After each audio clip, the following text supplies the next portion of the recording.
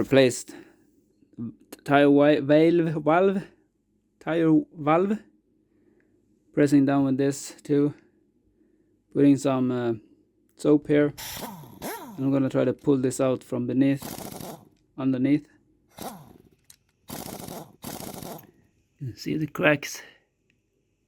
Yeah, it's been leaking here. And fortunately I bought the correct one. TR414.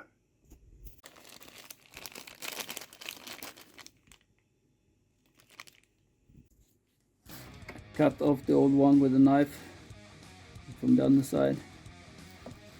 And put a new one here. Like that, and pull it through with this one.